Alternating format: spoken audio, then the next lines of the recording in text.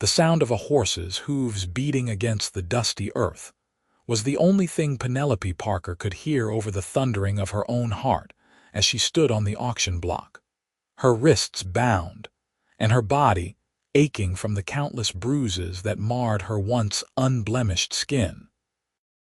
It was 1878 in Copper Canyon, Arizona, a town where lawlessness reigned and human decency seemed as scarce as water in the desert. The auction house, a crude wooden structure on the edge of town, cast long shadows across her trembling form as men with hungry eyes assessed her value like she was nothing more than livestock. Zachary Emerson watched from the back of the crowd, his hand resting lightly on his holstered Colt. Unlike the other men gathered for the illegal auction, his interest wasn't born of depravity. The tall cowboy's piercing blue eyes narrowed beneath the brim of his worn Stetson as he observed the proceedings with growing rage. He'd come to Copper Canyon tracking a gang of outlaws who'd been terrorizing homesteads across the territory, but what he'd found was something far more sinister. $500 for this fine specimen, shouted the auctioneer, a portly man with a greasy mustache who went by the name of Silas Rowe. Look at her, gents. A bit bruised, but nothing that won't heal. Good breeding stock, strong back. Penelope kept her gaze fixed on the horizon, refusing to meet the eyes of any man in the crowd. 23 years of life hadn't prepared her for this humiliation. Just 3 weeks ago, she'd been traveling west with her aunt to start a new life after her parents' death, only to have their stagecoach attacked. Her aunt had been killed instantly, and Penelope had been taken by men who saw women as commodities to be traded. 550, called a voice from the crowd. 600, shouted another. Zachary clenched his jaw. He'd heard rumors of these auctions but had dismissed them as tall tales. Now, seeing the truth with his own eyes, something primal and fierce stirred within him. It wasn't just that the woman on the block was beautiful, with her auburn hair and delicate features despite the bruising. It was the vacant look in her green eyes, the look of someone whose spirit was on the verge of breaking but hadn't quite shattered. $800, Zachary called out, his voice carrying across the crowd. The men turned to look at the stranger in their midst. Zachary stood tall at 6 feet 2 inches, his lean, muscular frame evident despite the worn leather duster he wore. His reputation didn't precede him here, but something in his stance made the other bidders hesitate. 800 going once. The auctioneer called, his piggy eyes darting around the crowd for higher bids. 850, called a man to Zachary's right, a rough-looking individual with a nasty scar running down his cheek. 1,000, Zachary countered immediately. Penelope's eyes finally moved from the horizon to seek out the voice that seemed to be winning the bidding war for her fate. She found herself looking at a man unlike the others. There was something in his stance, something in the way he held himself, that spoke of purpose rather than predation. 1,000 going once, going twice. Sold to the gentleman in the back. The auctioneer slammed down his gavel with finality. Zachary approached the auction block, fishing out the money from his saddlebag. He'd been saving for land of his own, but this seemed a far more urgent use for those funds. As he handed over the money, he got his first close look at Penelope. The bruises on her face and arms were even more apparent up close, yellowing around the edges, indicating they were a few days old. But it was the fresh bruise blooming on her cheekbone that made his blood boil. "She's all yours, mister," said Silas, passing Zachary a crude bill of sale. "Though I'd keep her tied up for the first few days. This one's got spirit." Zachary took the rope that bound Penelope's wrists and gently led her away from the block.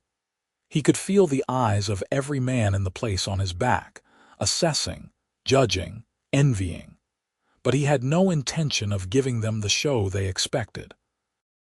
Once they were a safe distance from the auction house, Zachary stopped beside his horse, a magnificent chestnut stallion named Thunder. He immediately began working at the ropes binding Penelope's wrists. "What are you doing?" she asked, her voice barely above a whisper, rough from disuse. "Setting you free, miss," Zachary replied simply, his fingers working deftly at the knots. "Why?" Her green eyes, dulled by trauma, searched his face for answers. "Because no human being should be bought and sold." The ropes fell away, and he noticed the raw, red skin beneath. "I'm Zachary Emerson. Most folks call me Zach, Penelope Parker," she replied automatically, rubbing at her wrists. "But I don't understand. You just paid $1,000 for me. Consider it a donation to your freedom, Miss Parker." Zachary reached into his saddlebag and pulled out a canteen. "Drink this. You look parched." Penelope accepted the water cautiously, taking small sips as she studied the cowboy before her. He wasn't what she'd expected. His face was weathered from years under the sun, but his features were handsome, with a strong jaw and kind eyes that crinkled at the corners. He couldn't have been more than 30, and despite his rough appearance, there was a gentleness to his movements that set him apart from the brutal men who'd held her captive. "What happens now?" she asked, handing back the canteen. "That depends on you, Miss Parker. Do you have family nearby?" "Somewhere safe I could take you," Penelope shook her head. "My parents died of fever last winter. I was traveling with my aunt to start a new life in California when we were attacked. She was killed. I have no one left." Zachary's expression softened. "I'm sorry to hear that." "In that case, I think the best thing would be for me to escort you to the nearest proper town with a sheriff who isn't in the pocket of these outlaws. From there, you can decide your next steps." "And what about them?" Penelope nodded toward the auction house, where another poor soul was being brought to the block. "What about the others?" Zachary's jaw tightened. "I've been tracking a gang led by a man named Rattlesnake Roberts. They've been raiding homesteads across the territory, killing the men and taking the women. I'm guessing they are the ones supplying this auction. It ends tonight." "How?" Penelope asked, a spark of something, perhaps hope, perhaps vengeance, lighting her eyes for the first time. "First, we need to get you somewhere safe." Zachary looked toward the setting sun. "There's a small cabin about 2 miles north of here. It belongs to an old prospector named Jasper who's friendly to me. He's away panning for gold, but he won't mind us using his place for the night." Zachary helped Penelope mount Thunder, then swung up behind her. He could feel her tense at the proximity, and he kept his hands respectfully on the reins, giving her as much space as the saddle would allow. "I won't hurt you, Miss Parker. You have my word." "I've found men's words to be worth very little these past weeks, Mr. Emerson," she replied quietly. "Then judge me by my actions," he said, guiding Thunder away from the auction house and toward the foothills in the distance. As they rode, Penelope gradually relaxed, the rhythmic motion of the horse and the solid presence of Zachary behind her providing an unexpected comfort. After weeks of terror and uncertainty, she found herself in the company of someone who seemed genuinely concerned for her welfare, and the relief was almost overwhelming. Jasper's cabin was a modest structure nestled against a rocky outcropping, partially hidden by a stand of pine trees. A small creek burbled nearby, providing a peaceful soundtrack as they approached. Zachary dismounted first, then offered his hand to help Penelope down. She hesitated only briefly before accepting his assistance, her legs unsteady after the ride. "It's not much," Zachary said, leading Thunder to a crude lean-to that served as a stable, "but it's secure and out of sight." Inside, the cabin was simple but clean. A stone fireplace dominated one wall with a rough-hewn table and 2 chairs in the center of the single room. A narrow bed sat in one corner, and shelves lined with preserves and dried goods occupied another. "You take the bed," Zachary said, setting down his saddlebags. "I'll sleep by the fire." Penelope stood awkwardly in the center of the room, arms wrapped around herself. Now that they were alone in an enclosed space, her earlier trust seemed to waver. "I really don't intend you any harm, Miss Parker," Zachary said softly, recognizing her discomfort. "I understand your caution, but I promise you're safe with me. Why are you helping me?" She asked again, needing to understand his motives. Zachary busied himself with starting a fire in the hearth. "I've seen too much injustice in my time, done nothing about it more often than I care to admit. But some lines shouldn't be crossed, and trading in human lives is one of them." He looked up at her, the flickering firelight casting shadows across his face. "Besides, my mother raised me better than to turn a blind eye to someone in need." Something in his straightforward answer rang true to Penelope. She nodded slightly and moved to sit at the table, watching as he worked. "Are you hungry?" he asked, once the fire was crackling steadily. "Yes," she admitted. It had been days since she'd had a proper meal, surviving on scraps thrown her way by her captors. Zachary set about preparing a simple meal from the supplies in his saddlebags and what he found in Jasper's stores. Beans, jerky, and hard biscuits softened in the bean sauce. It wasn't fancy, but as he placed a steaming plate before Penelope, it looked like a feast to her hungry eyes. "Eat slowly," he advised. "Your stomach might rebel if you rush after being deprived." Penelope nodded and took careful bites, savoring each one. Zachary ate his own meal in companionable silence, giving her space to eat without feeling observed. When they had finished, Zachary took their plates to the small basin by the door and washed them with water from a bucket. Then he returned to the fire, adding another log to keep the chill of the desert night at bay. "May I ask what happened?" he inquired gently. "It might help me find the men responsible." Penelope stared into the flames for a long moment before speaking. "We were traveling on the stage from Tucson. It was just my aunt and me, along with a banker and his wife. We were about a day's journey from here when they attacked. 6 men on horseback, their faces covered with bandanas. They shot the driver and guard right away." Her voice faltered. "You don't have to continue if it's too difficult," Zachary said. "No, I want to tell you." She took a deep breath. "They killed the banker when he tried to protect his wife. My aunt, she screamed, and one of them shot her too, right through the heart. The banker's wife and I were taken. They kept us in a camp for days, moving every night. There were other women there too, all captured from different places." Zachary's face had grown increasingly grim as she spoke. "Did you hear any names mentioned?" The leader, they called him Rattlesnake. He had a tattoo on his forearm, a rattlesnake coiled to strike. And there was another one, Hank or Frank, I'm not sure. They were careful not to use names too often." She paused, wrapping her arms around herself again. "3 days ago they brought us here. The banker's wife, she tried to run. They made an example of her." Zachary didn't need her to elaborate. The haunted look in her eyes told him enough. "I'm sorry you had to endure that, Miss Parker." "Penelope," she said suddenly.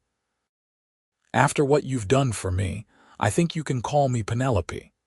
A small smile touched his lips. "Penelope it is, then." As the night deepened, Penelope's exhaustion became evident in the droop of her shoulders and the heaviness of her eyelids. Zachary stood and retrieved a blanket from his saddlebags, offering it to her. "You should rest. Tomorrow I'll take you to Prescott. There's a sheriff there I trust and a doctor who can tend to your injuries." "And what about you?" Penelope asked, accepting the blanket. "What will you do?" "I'm going back to Copper Canyon. Those men need to be stopped and that auction house needs to be shut down permanently." "Alone? That's suicide, Mr. Emerson." "Zachary," he corrected gently, and I've faced worse odds." Penelope looked at him skeptically, but was too tired to argue further. She moved to the bed and sat down, spreading the blanket over her legs. "Thank you, Zachary, for everything. Try to get some sleep, Penelope. You're safe here." As Penelope settled onto the bed, pulling the blanket up to her chin, Zachary positioned himself near the fire, his back against the wall and his rifle across his knees. He would keep watch through the night, not because he expected trouble, but because he suspected Penelope's sleep would be troubled by nightmares, and he wanted to be alert if she needed reassurance. True to his prediction, sometime in the deepest part of the night, Penelope cried out in her sleep. Zachary was instantly awake, moving to her side. "Penelope," he called softly, "you're safe. It's just a nightmare." Her eyes flew open, wide with terror, but as they focused on Zachary's concerned face, the fear gradually subsided. "I'm sorry," she whispered. "No need for apologies. Here, drink some water." He offered her his canteen, which she accepted gratefully. "They were coming for me again," she explained, handing back the canteen. "They won't find you here," Zachary assured her, "and soon they won't be able to hurt anyone else either." Penelope studied him in the dim light of the dying fire. "You're really going to go after them, aren't you?" "I have to. It's what I do. I track men like that, bring them to justice when I can." "A bounty hunter," Zachary smiled ruefully. "Sometimes. More often I work with the territorial marshals. I have a certain freedom they don't, not being officially deputized." Penelope nodded thoughtfully. "My father was a sheriff back in Illinois. He believed in justice too. It got him killed." "I'm sorry about your father. He sounds like an honorable man." "He was," Penelope said softly, a note of pride in her voice.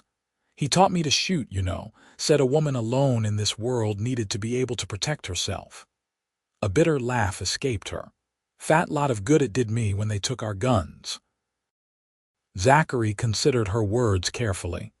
"Would you still know how to shoot if you had a gun in your hands? Of course. It's not something you forget." He reached into his duster and pulled out a small derringer, offering it to her handle first. "Then take this. Keep it with you just in case." Penelope hesitated for only a moment before taking the gun, checking that it was loaded with practiced ease. "Thank you. Try to get some more rest," Zachary suggested, returning to his place by the fire. "Dawn's still a few hours off." Penelope laid back down, the small gun clutched in her hand beneath the blanket. And this time her sleep was undisturbed. Morning came with the soft golden light of dawn filtering through the cabin's single window. Zachary had already been up for an hour, tending to thunder and preparing a simple breakfast of coffee and more biscuits with a bit of honey he'd found in Jasper's stores. Penelope stirred at the smell of coffee, sitting up and running a hand through her tangled auburn hair. She looked better for the rest, though the bruises on her face stood out starkly in the morning light. "Good morning," Zachary greeted, pouring her a cup of the strong brew. "How are you feeling?" "Better," she admitted, accepting the cup gratefully. "Thank you for last night. For listening and for the derringer." "You're welcome. Breakfast isn't much, I'm afraid, but it'll keep us going until we reach Prescott." They ate in companionable silence, both lost in their own thoughts. As they finished, Zachary began gathering their few belongings, preparing for the journey ahead. "Prescott is about a day's ride from here," he explained. "We'll stick to the back trails to avoid being seen." "And after you take me there?" Penelope asked. "You're still planning to go back to Copper Canyon?" Zachary nodded. "Tonight, if possible. I want to catch them off guard. I'm coming with you." The words hung in the air between them, surprising Zachary with their conviction. He turned to face her fully. "That's not a good idea, Penelope. These men are dangerous." "I know exactly how dangerous they are," she countered, her green eyes flashing with a determination that had been absent the day before. "They killed my aunt. They hurt me and other women, and they'll keep doing it unless they're stopped. Which is why I'm going to stop them. And I want to help." Penelope stood, squaring her shoulders despite the pain it obviously caused her. "I can shoot, as I told you, and I know their faces. I can identify them for you." Zachary ran a hand through his dark hair, torn between admiration for her courage and concern for her safety. "It's too risky. You've been through enough already." "And that's exactly why I need to do this," she insisted. "If I don't face them, if I don't see justice done, I'll never be free of what happened. I'll be looking over my shoulder for the rest of my life, wondering if they're coming for me." Her words struck a chord with Zachary. He understood all too well the need for closure, for seeing justice served with one's own eyes. And there was a practical consideration, too. Having someone who could positively identify each member of the gang would make his job easier. "I can't guarantee your safety," he said finally. "I'm not asking you to. I'm asking for a chance to reclaim some of what they took from me." Zachary studied her for a long moment, then nodded once. "All right, but you follow my lead, and if things get too dangerous, you get yourself to safety. Promise me that." "I promise," Penelope agreed, relief evident in her voice. "Then we'd better get moving. We have plans to make before nightfall." They set out from the cabin within the hour, Zachary once again riding with Penelope seated in front of him. This time, however, there was a different energy between them. They were no longer merely escapees but collaborators in a mission for justice. As they rode, Zachary outlined his plan. "The auction is held every 3 days. That means they'll be gathering again tomorrow night. Tonight, we'll scout the place, identify where Rattlesnake and his men are likely to be, and find the best way to free any captives they're holding." "And then?" Penelope asked. "And then we bring the whole operation down around their ears," Zachary replied grimly. Rather than heading toward Prescott, they circled around to approach Copper Canyon from the north, avoiding the main trails. By mid-afternoon, they had reached a ridge overlooking the town, which was really little more than a collection of rough buildings clustered around a single dusty street. The auction house stood slightly apart from the rest, near what appeared to be a large stable. "That's where they keep them," Penelope said, pointing to the stable. "The women, I mean, until it's time to sell them." Zachary nodded, studying the layout through a small spyglass. "I count 4 guards around the perimeter, probably more inside. See that building there with the red door? That's the saloon. If Rattlesnake is true to form, that's where he and his men will be tonight, spending their ill-gotten gains. How do we proceed?" Penelope asked, her voice steady despite the gravity of what they were planning. "We wait until dark, then make our way down. I need to get a closer look at their security, find out how many women they're holding." He glanced at her. "You should stay here, keep watch." Penelope shook her head firmly. "The women there won't trust a strange man, even one coming to rescue them. They've had enough of men's promises. They'll trust me. I've been where they are." Zachary couldn't argue with her logic.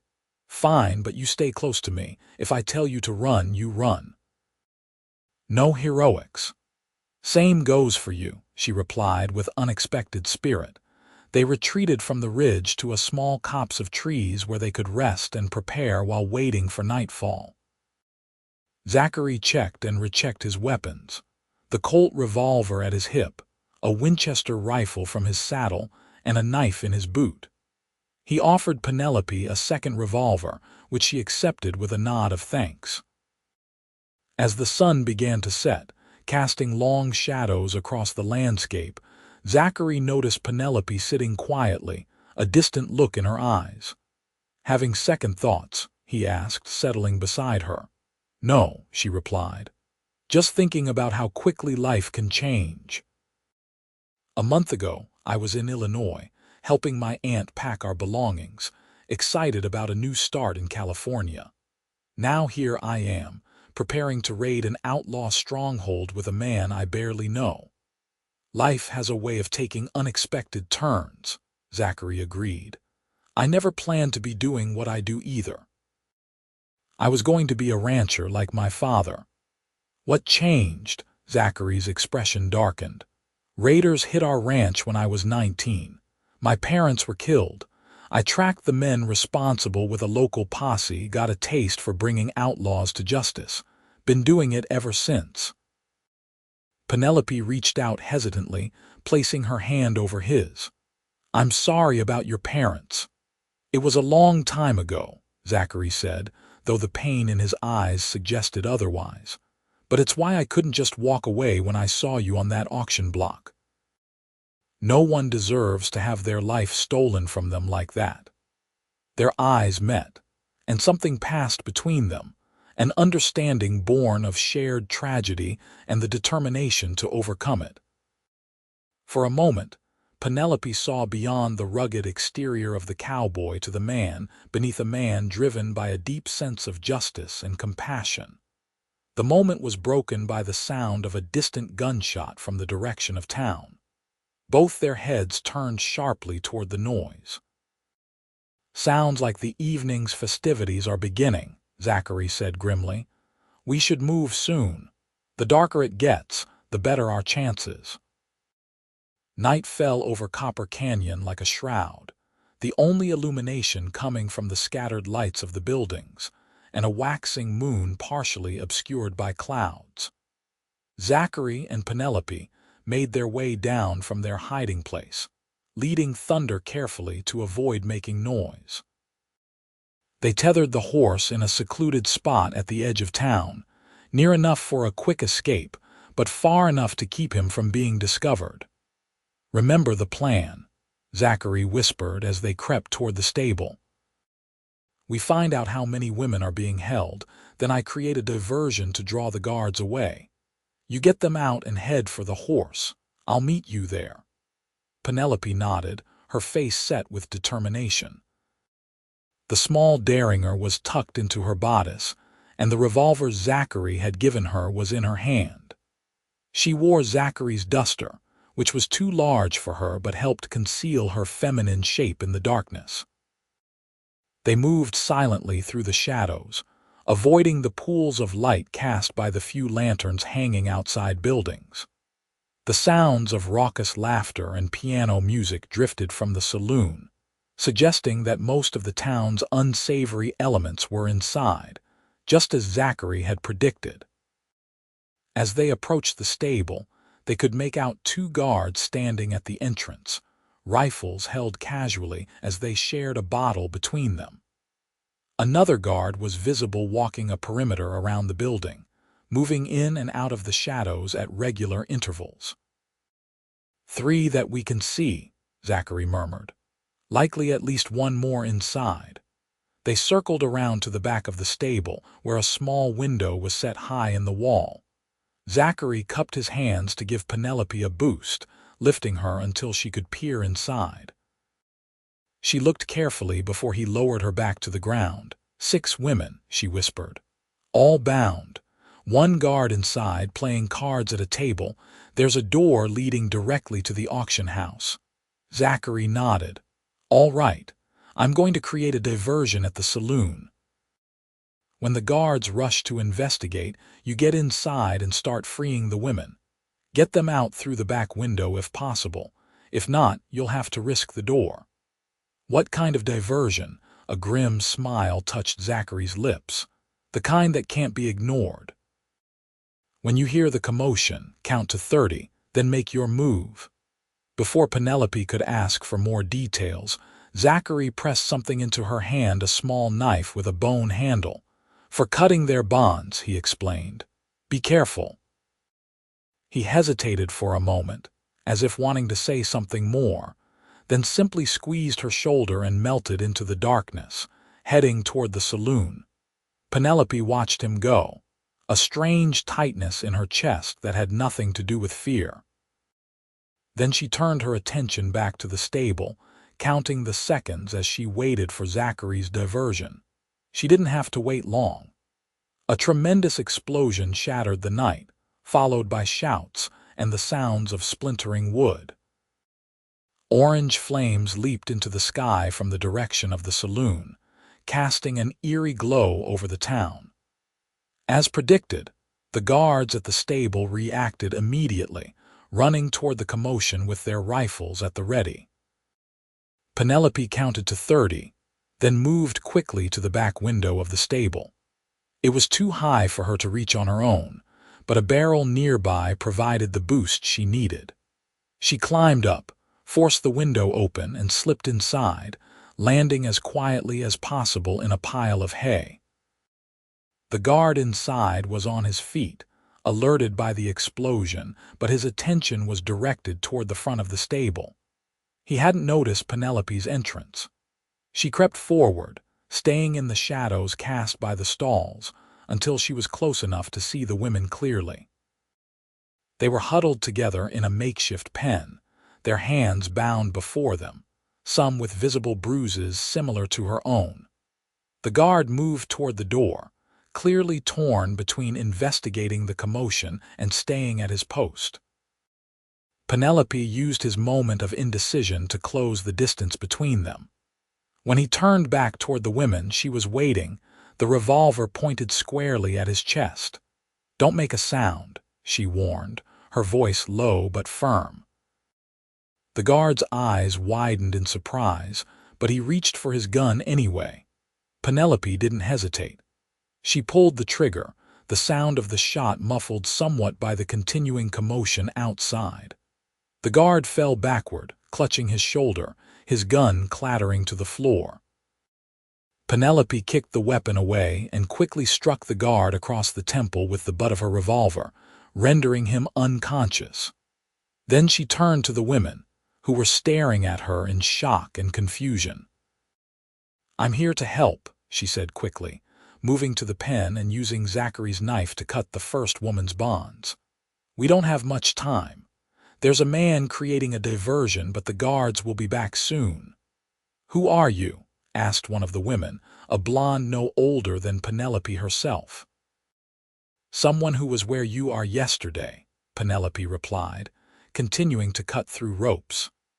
"Now, can you climb through that window?"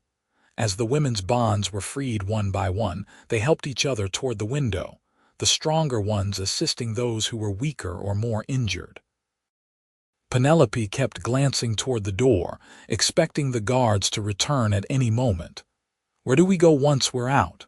asked an older woman with gray streaking her dark hair. "There's a chestnut horse tethered at the edge of town, near the big cottonwood. Hide there. The man who's helping me will meet us." One by one, the women climbed through the window, helping each other with a solidarity born of shared suffering. Penelope was helping the last woman, a fragile-looking girl who couldn't have been more than 18, when she heard the front door of the stable burst open. "What the hell?" a rough voice exclaimed. Penelope turned to see one of the guards standing in the doorway, taking in the scene. His comrade unconscious on the floor, the pen empty save for Penelope and the young girl, the open window beyond. "Run!" Penelope urged the girl, pushing her toward the window. She raised her revolver and fired at the guard, forcing him to duck behind the doorframe. The girl scrambled through the window to safety as Penelope backed toward it herself, continuing to fire until the revolver clicked empty. The guard, realizing she was out of ammunition, stepped into the open and raised his own gun. Penelope reached for the derringer in her bodice, but before she could draw it, another shot rang out, this one from behind the guard. He stumbled forward, a look of surprise on his face, and fell face first onto the stable floor. Zachary stood in the doorway, his Colt still smoking. "Time to go," he said urgently, stepping over the fallen guard and reaching for Penelope's hand. "The women are making their way to Thunder. We need to move. The whole town's in an uproar." Outside, the scene was one of chaos. The saloon was engulfed in flames, and men were running in all directions, some trying to form a bucket chain, others simply fleeing the area. Smoke filled the air, acrid and thick. "What did you do?" Penelope asked as they ran, keeping to the shadows. "Coal, oil, and a well-placed shot," Zachary replied. "But I also found Rattlesnake. He and 3 of his men were in the saloon. They didn't make it out." A grim satisfaction filled Penelope at the news. "And the auction house?" "About to receive the same treatment," Zachary said, producing a small glass bottle filled with liquid, a rag stuffed in its neck. "Care to do the honors?" Penelope took the makeshift bomb without hesitation. "With pleasure."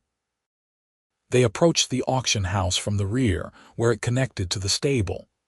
The building was currently unoccupied, everyone having rushed to deal with the saloon fire. Zachary produced a match, lit the rag, and nodded to Penelope. She hurled the bottle through a window, and seconds later, flames erupted inside, catching quickly on the dry timber.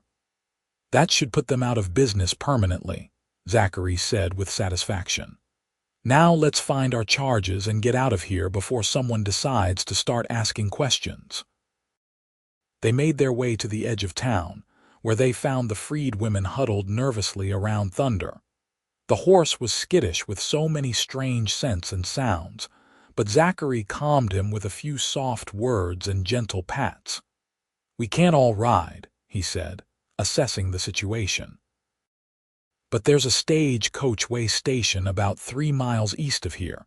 We can make it on foot." "What if they come after us?" one of the women asked fearfully. "They'll be busy with the fires for a while," Zachary assured her, "and by the time they sort themselves out, we'll be long gone." They set off into the night, Zachary leading Thunder, who carried the weakest of the women. Penelope brought up the rear, constantly looking back to ensure they weren't being followed. Behind them, Copper Canyon glowed orange with firelight, the silhouettes of running men visible against the flames. The journey to the way station was tense but uneventful. The women, despite their ordeal, showed remarkable resilience, supporting each other when one faltered, murmuring encouragement when spirits flagged. Penelope found herself walking beside the young girl she had helped last, who introduced herself as Sarah. "Were you really there yesterday?" Sarah asked softly. "At the auction."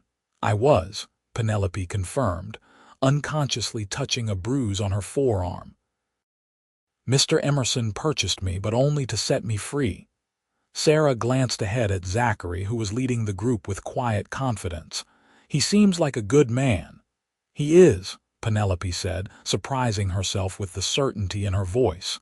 "Are you too?" Sarah let the question trail off. Penelope felt a blush rise to her cheeks, thankful for the darkness that hid it. "No, we only just met. He's helping me because it's the right thing to do." Sarah smiled knowingly but said no more, leaving Penelope to wonder at her own reaction to the innocent question. The way station appeared as a dark shape against the starry sky, a welcome sight after the long walk. It was a simple structure, serving as a changing point for horses on the stagecoach line, with a small cabin for the station master and a larger bunkhouse for travelers. As they approached, a light appeared in the cabin window and a grizzled older man emerged with a shotgun in hand. "Who goes there?" he called out warily. "Travelers in need of shelter, Mr. Finch," Zachary called back. "Zachary Emerson, we've met before." The station master lowered his shotgun slightly. "Emerson, the bounty hunter, what's this all about?" "It's a long story, Mr. Finch. One best told inside, if you don't mind." Finch looked past Zachary to the group of women, his expression softening as he took in their condition. "Come on in, then. Looks like you've all been through hell." The interior of the bunkhouse was simple but clean, with rows of bunks along the walls and a pot-bellied stove in the center that provided both heat and a place to cook. Finch's wife, a kindly woman named Martha, quickly set about making coffee and heating soup while her husband found blankets for everyone. Zachary took Finch aside and explained the situation in low tones while Penelope helped Martha tend to the women. Some had injuries that needed cleaning, and all were exhausted and hungry. Sarah, it turned out, was particularly skilled with needle and thread, and she helped mend some of the women's tattered clothing. "Stage will be coming through tomorrow afternoon," Finch announced after his conversation with Zachary. "We can get you ladies to Prescott then. Sheriff Taylor there is a good man. He'll help you get where you need to go." Relief swept through the group at the news. For many of the women, it was the first concrete hope they'd had in weeks. They ate the simple meal Martha provided with gratitude, then settled onto the bunks, sleep claiming them almost immediately. Penelope, however, found herself unable to rest. She stepped outside, breathing in the cool night air, her mind replaying the events of the past 2 days.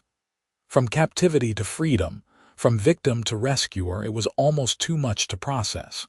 She was so lost in thought that she didn't hear Zachary approach until he spoke.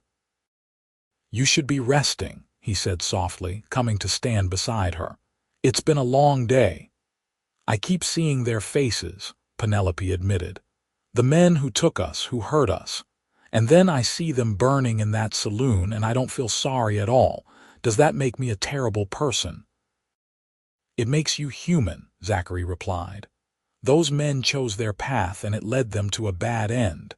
That's justice, not something for you to feel guilty about. And what about the ones who escaped? There must have been more than just the ones in the saloon." "There were," Zachary confirmed. "Which is why I'll be heading back to Copper Canyon tomorrow, while you and the others go to Prescott." Penelope turned to him, alarmed. "Alone? That's madness, Zachary. They'll be looking for you now." "Which is exactly why you can't come with me this time," he said firmly. "You've done your part, Penelope. More than your part. Now it's time for you to find safety to heal." "And what about you? Don't you deserve the same?" The question seemed to catch him off guard. For a moment, the tough exterior faltered and Penelope glimpsed the loneliness beneath. "My healing comes from knowing I've made a difference, from stopping men like Rattlesnake before they can hurt anyone else." "And after that, what then?" Penelope pressed. "Do you just move on to the next outlaw, the next town? Is that all there is for you?" Zachary was silent for a long moment, his gaze fixed on the distant horizon where the first hint of dawn was beginning to lighten the sky. "I don't know," he admitted finally. "I haven't thought much beyond the next job for a long time." Penelope stepped closer, placing a hand on his arm. "Maybe it's time you did." Their eyes met, and in that moment, something shifted between them. The connection that had been building over the past 2 days crystallized into something deeper, something neither of them had been looking for but both now recognized. Zachary reached up, gently tucking a strand of auburn hair behind Penelope's ear, his fingers lingering on her cheek. "Maybe it is," he agreed softly. The moment was interrupted by the sound of the bunkhouse door opening, Martha stepping out with a concerned expression. "One of the girls is having nightmares," she said apologetically. "I thought you might be able to help, dear." "Of course," Penelope said, reluctantly stepping away from Zachary. "I'll be right there." As she moved toward the bunkhouse, she glanced back at Zachary, who remained standing in the pale light of dawn, his expression unreadable. Something told her that their conversation was far from over. Inside, Penelope found Sarah sitting upright in her bunk, her face pale and her eyes wide with fear. The other women were awake but keeping their distance, unsure how to help. "It's all right," Penelope soothed, sitting beside the young girl. "You're safe now. No one's going to hurt you." "I saw them," Sarah whispered. "In my dream, they were coming after us." "It was just a dream," Penelope assured her, though she understood the fear all too well.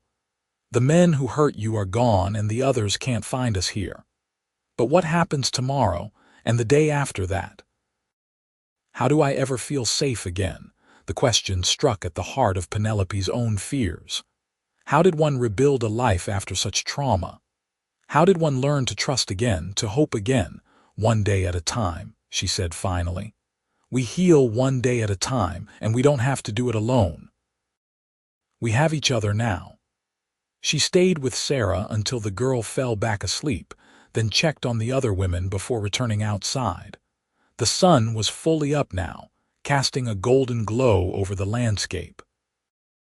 Zachary was no longer where she'd left him, and for a moment, a knot of fear formed in her stomach. Had he left already without saying goodbye? But then she spotted him by the corral, tending to Thunder. Relief washed over her as she approached him. I thought you might have gone, she admitted. Zachary looked up, a hint of surprise in his blue eyes. Without saying goodbye, I wouldn't do that, Penelope. I wouldn't blame you if you did. Clean breaks are sometimes easier. Is that what you want?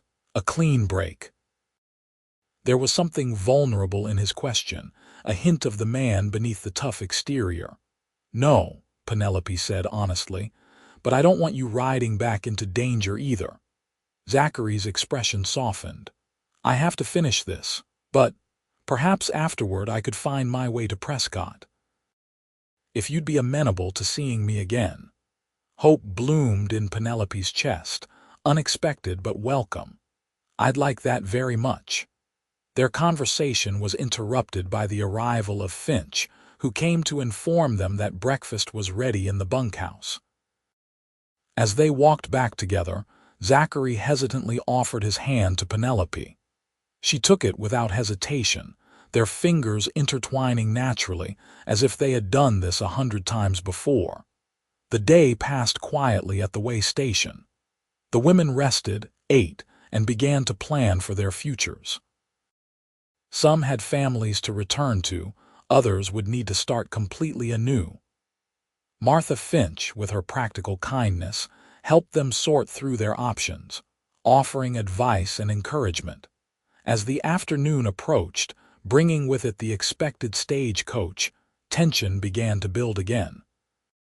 Penelope found herself increasingly anxious about Zachary's planned return to Copper Canyon, and he, in turn, seemed reluctant to say goodbye. Finally, as they stood outside watching for the stagecoach, Penelope voiced the idea that had been forming in her mind all day. Come with us to Prescott, she urged. Report what happened to Sheriff Taylor. He can gather a proper posse to go after the remaining outlaws. You don't have to do this alone. Zachary looked torn. It's not that simple. These men are slippery. By the time a posse is organized, they could be halfway to Mexico. And if you go alone and they catch you, what then? Penelope's voice caught slightly. You saved my life, Zachary. I don't want to see you throw yours away on a vendetta. It's not just a vendetta, he began, but the distant sound of hoofbeats and the rumble of wheels interrupted him. The stagecoach was approaching, a cloud of dust marking its progress along the road. Please, Penelope said urgently. At least think about it. There are other ways to bring them to justice. Before Zachary could respond, the stagecoach pulled up to the station, the driver calling out a greeting to Finch. The moment for decision had arrived, and Penelope could see the conflict in Zachary's eyes. As the women gathered their meager belongings and prepared to board the stage, Martha Finch approached Penelope with a small bundle. Some food for the journey, she explained, and a few things you might need. Women's things. She glanced meaningfully at Penelope's borrowed clothes. Thank you, Mrs. Finch, for everything. You take care now, dear, and keep an eye on that cowboy of yours. Men like him need someone to remind them they are not invincible. Penelope smiled at the assumption but didn't correct her. Instead, she turned back to Zachary, who was speaking with the stage driver, likely explaining the unusual group of passengers. When he returned to her side, his expression was resolute.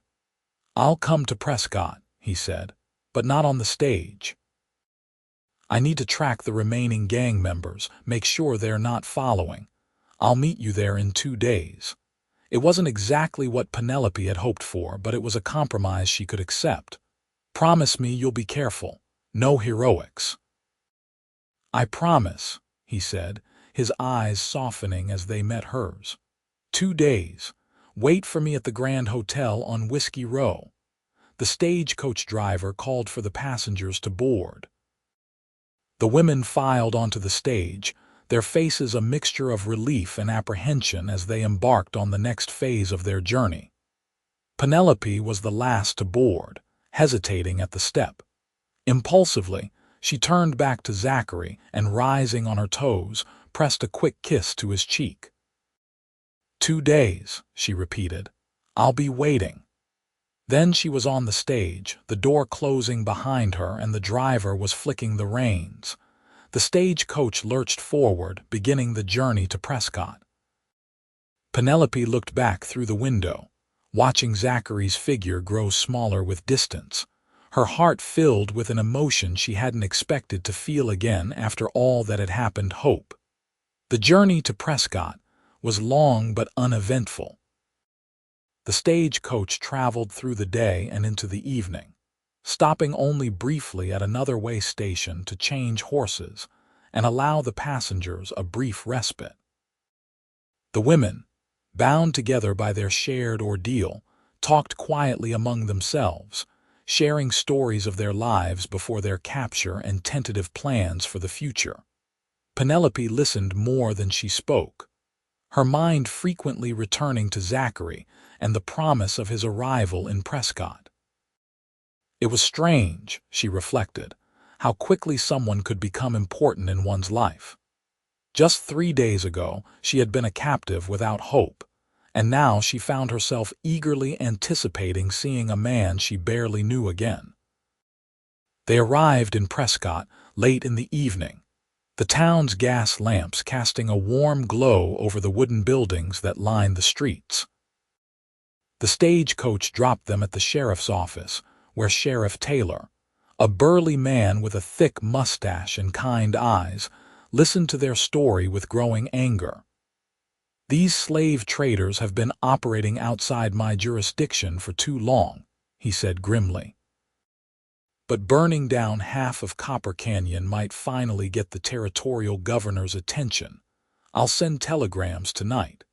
By morning, there should be lawmen on the trail of any survivors."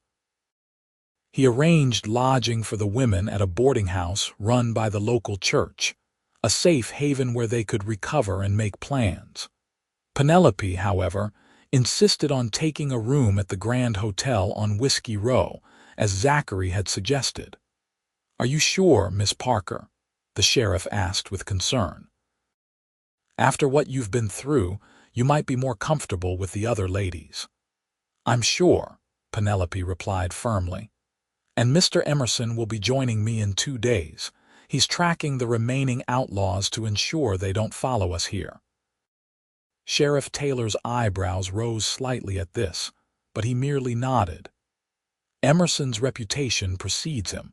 If anyone can track those vermin, it's him. I'll arrange for a room at the Grand." The Grand Hotel was indeed grand by frontier standards, a 3-story building with actual glass windows and a proper lobby with a polished wooden desk. The clerk looked dubiously at Penelope's disheveled appearance, but changed his tune quickly when Sheriff Taylor explained the situation. "Our finest available room for the lady," the clerk said, suddenly solicitous. "And will Mr. Emerson require separate accommodations when he arrives?" The question caught Penelope off guard. She hadn't considered the propriety of the situation. "Yes," she said hastily. "Separate rooms, please." In her room, which was indeed fine with its brass bed and actual washstand with a porcelain basin, Penelope finally had a moment to herself. She used the provided water to wash away the dust of travel, wincing as she discovered new bruises she hadn't been aware of. Then she changed into the simple dress Martha Finch had included in her bundle, grateful to be out of Zachary's oversized clothes at last. As she sat on the edge of the bed, exhaustion finally catching up with her, Penelope found herself thinking of her aunt and the journey they had planned together. The future she had envisioned was gone now, shattered by violence and cruelty. And yet, here she was, alive and free, with a new future taking shape before her, one that might include a certain blue-eyed cowboy. The thought brought both comfort and confusion. Was it possible to build something real with Zachary, or was their connection merely the result of the intense circumstances they had shared? And what did she even want for herself now? Before the attack, she had been headed to California to work as a schoolteacher. Did that dream still hold appeal, or had her experiences changed her too fundamentally? Sleep claimed her before she could find answers to these questions, her body and mind finally surrendering to the need for rest. The next day, Penelope visited the other women at the boarding house, finding them in various states of recovery. Sarah, the young girl she had helped at the stable, seemed particularly resilient, already talking about finding work in Prescott rather than returning to her hometown in Kansas. "There's nothing for me there," she explained. "My parents are both gone, and I don't fancy being pitied by everyone who knew me before." She glanced at Penelope. "What about you? What will you do now?" "I'm not sure," Penelope admitted. "I was heading to California to teach, but now—" She trailed off, unable to articulate the uncertainty she felt. "You're waiting for him, aren't you, the cowboy?" Sarah's tone was knowing. Penelope felt a blush rise to her cheeks. "I'm waiting to thank him properly for his help. Beyond that, I don't know." Sarah smiled. "I saw the way he looked at you, and the way you looked at him. That's not nothing, Penelope." Before Penelope could respond, the boarding house matron called Sarah away to help with lunch preparations, leaving Penelope to ponder her words. Was there something real between her and Zachary? Or was she reading too much into glances and gestures born of extraordinary circumstances? She spent the rest of the day helping at the boarding house, finding comfort in being useful.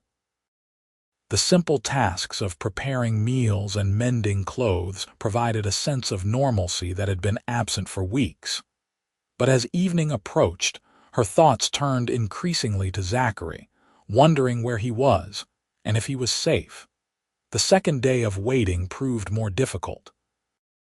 Penelope found herself checking the window of her hotel room repeatedly, looking for any sign of a chestnut horse and its rider. By afternoon, anxiety had her pacing the floor, imagining worst-case scenarios. What if Zachary had encountered the remaining outlaws and been overwhelmed?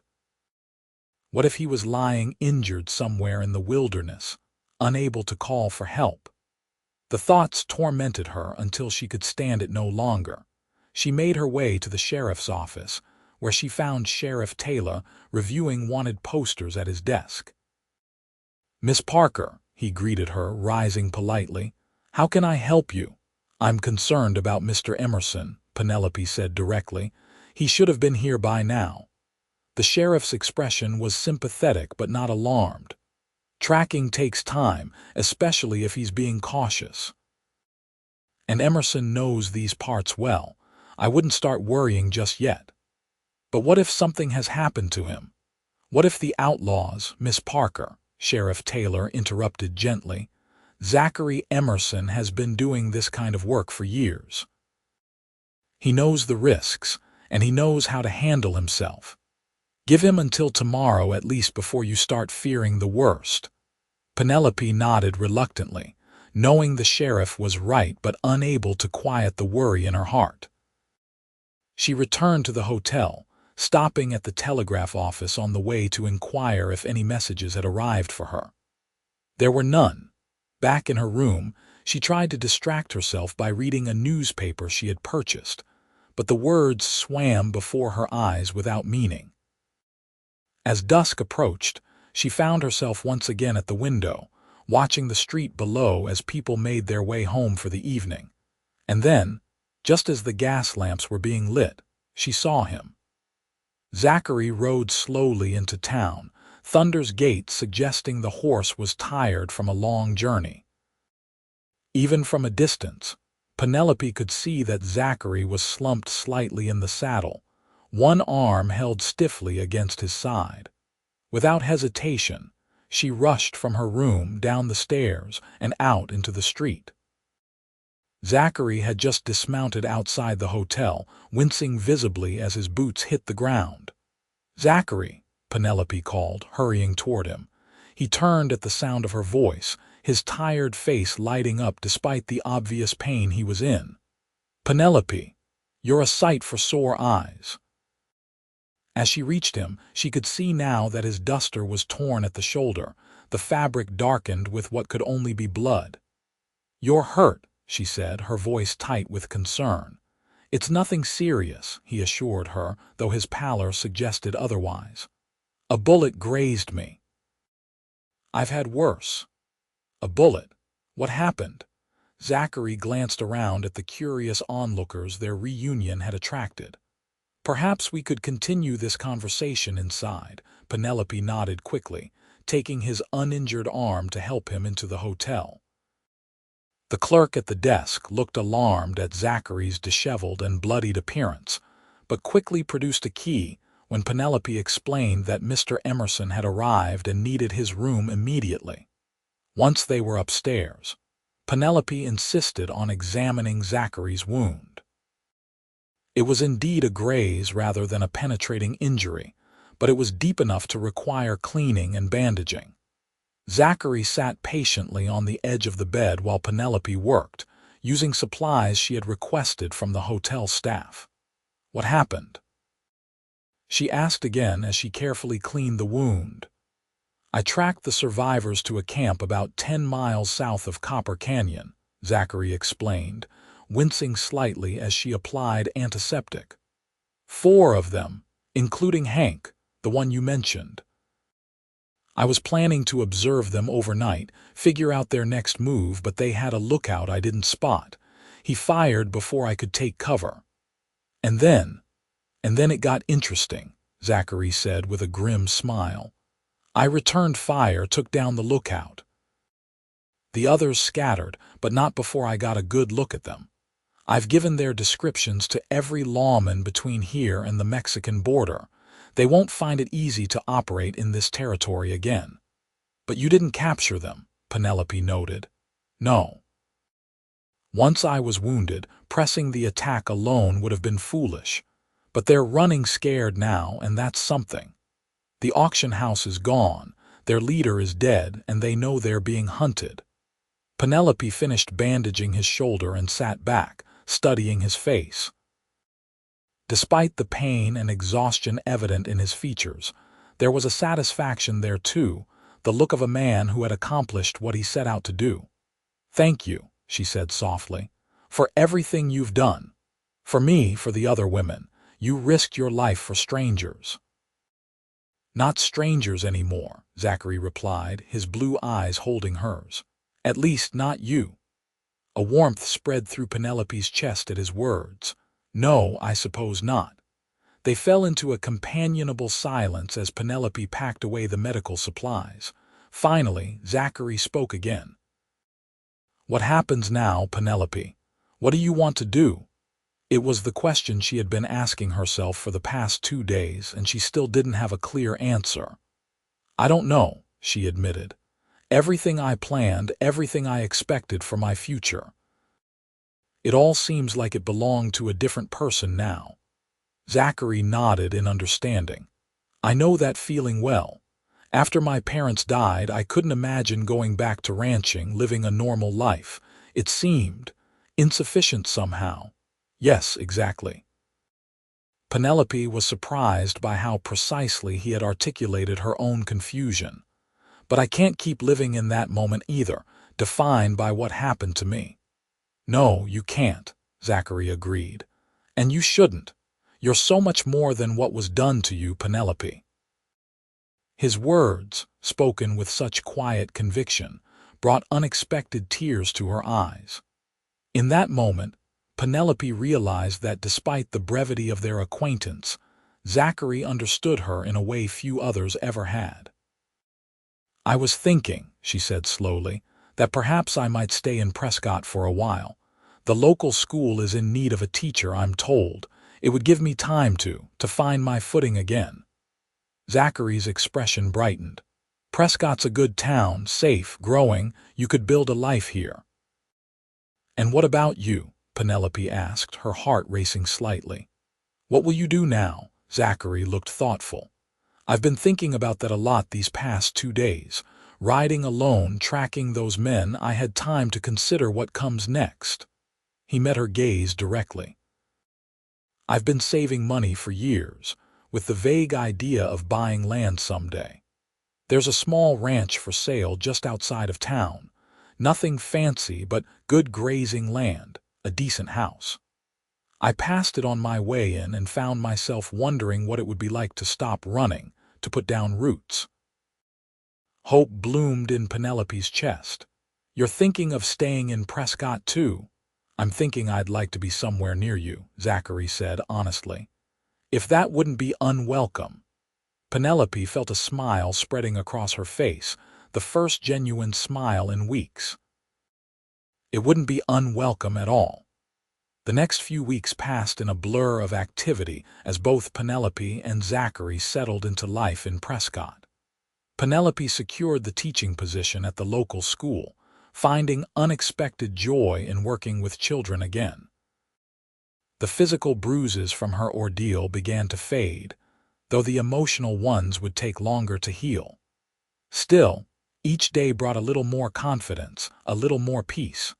Zachary, true to his word, purchased the small ranch outside of town. It was modest, a 2-bedroom house, a barn, and 50 acres of grazing land, but it represented something he hadn't had in years: a home. He hired 2 local men to help him run the place and began the process of buying cattle to stock it. They saw each other often. Zachary would ride into town on various pretexts, always managing to pass by the schoolhouse as classes were letting out. Penelope found reasons to visit the ranch on weekends, ostensibly to enjoy the countryside, but really to see the progress Zachary was making with the place. Their courtship, if it could be called that, was unconventional. Bound by their shared experience and the trauma they had faced together, they bypassed many of the usual formalities. Instead, they talked openly about their pasts, their fears, their hopes for the future. Zachary told Penelope about the years after his parents' death, the loneliness of the life he had chosen. Penelope shared stories of her childhood in Illinois, the supportive parents who had encouraged her education, the pain of losing them to fever. 3 months after they had arrived in Prescott, Zachary invited Penelope to dinner at the ranch. He had spent the day preparing, with limited success, as cooking was not among his skills. When Penelope arrived, she found the table set with a mismatched collection of dishes and a meal that was slightly overcooked but prepared with obvious care. "It's perfect," she assured him, touched by the effort he had made. After dinner, they sat on the porch, watching the sunset paint the sky in shades of orange and pink. Zachary seemed unusually quiet, and Penelope sensed there was something on his mind. "Is everything all right?" she asked gently. "Yes," he replied, then hesitated. "No. I mean, there's something I've been wanting to say, but I'm not sure how." Penelope took his hand, encouraging him to continue. "Just say it plainly. That's what I've always appreciated about you." Zachary looked at their joined hands, then up at her face. "I love you, Penelope. I think I have since that first night in Jasper's cabin when you told me about your father teaching you to shoot. You were so brave, even then. So determined." Joy flooded through Penelope at his words. "I love you too, Zachary. I think I knew it when I saw you ride into Prescott, injured but still keeping your promise to come back to me." "I'll always come back to you," he vowed, "if you'll have me." "Are you asking what I think you're asking?" Penelope's heart hammered in her chest. "I am." Inelegantly, perhaps, but sincerely. Zachary dropped to one knee before her, still holding her hand. "Penelope Parker, would you do me the honor of becoming my wife? I know it hasn't been long, and I know we both still have healing to do, but I can't imagine doing it without you by my side." Tears of happiness sprang to Penelope's eyes. "Yes," she whispered. "Yes, I will marry you." Zachary rose and took her in his arms, his kiss gentle but filled with promise. When they finally parted, both were smiling widely. "I should warn you," Zachary said, his tone lightening, "that the house needs a woman's touch, and I'm a terrible cook, as you've discovered." Penelope laughed. "Fortunately, I excel at both decorating and cooking, and you, Zachary Emerson, excel at making me feel safe and loved. I'd say we make a fine match." They were married a month later in a simple ceremony at the local church, with Sarah as Penelope's maid of honor and Sheriff Taylor standing up for Zachary. The other women from the auction house, those who had stayed in Prescott, attended as well, their presence a testament to the bonds formed through shared adversity.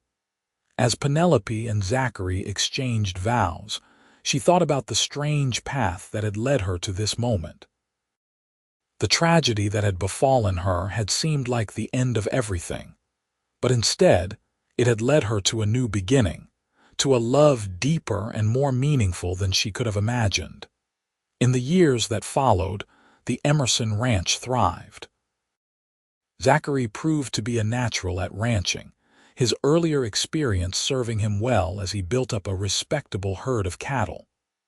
Penelope continued teaching for a time, until the arrival of their first child, a son they named Daniel after Zachary's father. 2 more children followed, a daughter, Elizabeth, named for Penelope's mother, and another son, Thomas. The house expanded along with the family, rooms added as needed, always filled with warmth and laughter. Occasionally, news would reach them of the remaining members of Rattlesnake's gang. One was caught robbing a bank in Tucson and hanged for his crimes. Another died in a saloon fight in El Paso. Hank, the man Penelope had particularly feared, was eventually tracked down by a Texas Ranger and brought to justice for multiple charges of kidnapping and murder. Each time such news arrived, Penelope and Zachary would share a quiet moment of acknowledgement, another piece of their shared past put to rest. But these moments became less frequent as the years passed, as the ranch and their family increasingly became the center of their lives. 10 years after they first met on that auction block in Copper Canyon, Zachary and Penelope sat on the same porch where he had proposed, watching their children play in the yard.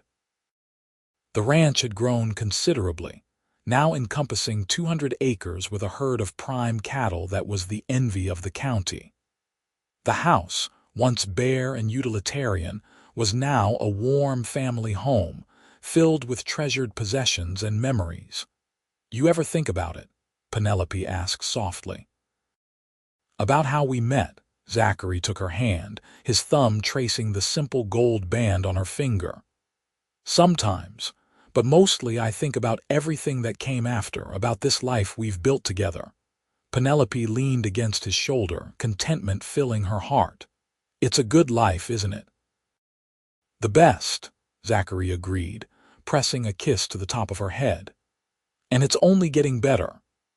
As the sun set over their land, painting the sky in the same colors as on the night Zachary had proposed, Penelope reflected on the journey that had brought them here.